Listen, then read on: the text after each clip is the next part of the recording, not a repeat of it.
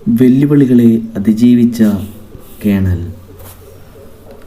KFC എന്ന ചുരുക്കപ്പേരിൽ അറിയപ്പെടുന്ന Kentucky fried chicken ഇന്ന് ആഗോളതലത്തിൽ ഏറ്റവും വലിയ രണ്ടാമത്തെ ഭക്ഷ്യവിപണന ശൃംഖലയാണ്. 20,000-ലേറെ വിപണന കേന്ദ്രങ്ങളിൽ ആയിരക്കണക്കിന് ആളുകൾ അവിടെ തൊഴിലെടുക്കുന്നുണ്ട്. 123 രാജ്യങ്ങളിലായി പടർന്നു പന്തലിച്ചു കിടക്കുന്ന ഈ വൻ വ്യവസായ സാമ്രാജ്യത്തിൻ്റെ സ്ഥാപകനാണ് കേണൽ ഹാർലൻ സാൻഡേഴ്സ്. കേണൽ എന്നത് ഒരു കെൻഡക്കി മേയർ നൽകിയ ബഹുമതി നാമമാണ്. KFC എന്ന ആശയം നടപ്പിലാക്കുമ്പോൾ സാൻഡേഴ്സിന് 65 വയസ്സാണുള്ളത്. ഒരു സംരംഭം തുടങ്ങാൻ പ്രായം ഒരു തടസ്സമാണ് എന്ന് ചിന്തിക്കുന്നവർക്കൊക്കെയും പ്രചോദനമാണ് കേണൽ സാൻഡേഴ്സ്.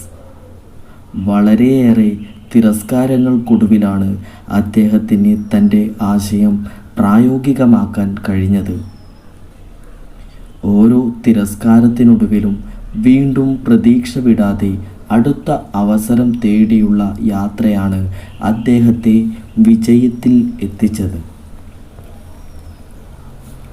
1890-ൽ ജനിച്ച സാൻഡേഴ്സിന് 5 വയസ്സുള്ളപ്പോൾ തൻ്റെ പിതാവ് മരിച്ചു.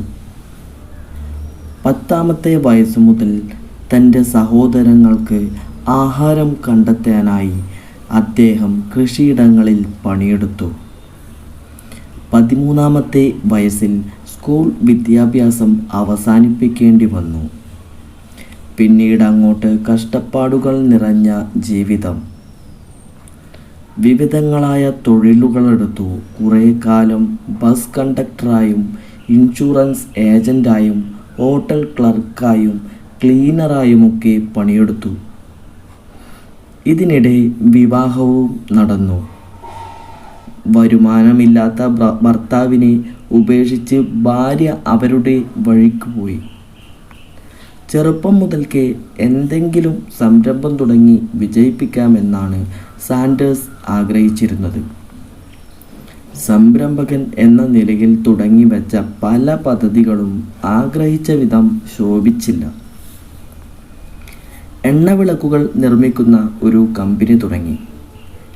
എന്നാൽ വൈദ്യുത വിളക്കുകൾ വ്യാപകമായതോടെ നല്ല നിലയിൽ പ്രവർത്തിച്ചു വന്ന കമ്പനി നഷ്ടത്തിലായി.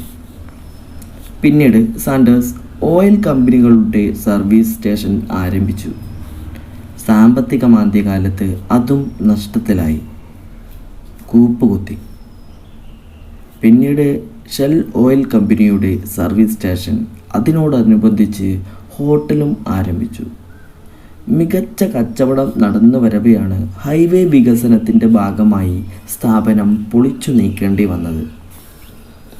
പലതും ചെയ്ത് അക്ഷരാർത്ഥത്തിൽ ദരിദ്രനായിരിക്കുന്ന അവസ്ഥയിലും അദ്ദേഹം പുതിയ സംരംഭങ്ങളെക്കുറിച്ച് ചിന്തിച്ചുകൊണ്ടേയിരുന്നു.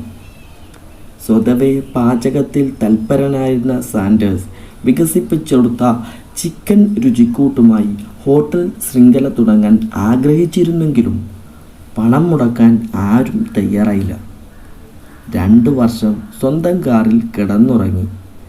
1000-ലേറെ ആളുകൾ സമീപിച്ച് ഒടുവിൽ തൻ്റെ സ്വപ്നം സാക്ഷാത്കരിച്ചു. അതും 65-ാം വയസ്സിൽ. KFC പിന്നീട് ചരിത്രത്തിൻ്റെ ഭാഗമായി. താൻ തുടക്കം കുറിച്ച സ്ഥാപനത്തിൻ്റെ വിജയവഴികളിലൂടെ 20 വർഷം കൂടി സഞ്ചരിച്ച സാൻഡേഴ്സ് 90ാമത്തെ വയസ്സിലാണ് അന്തരിക്കുന്നത്.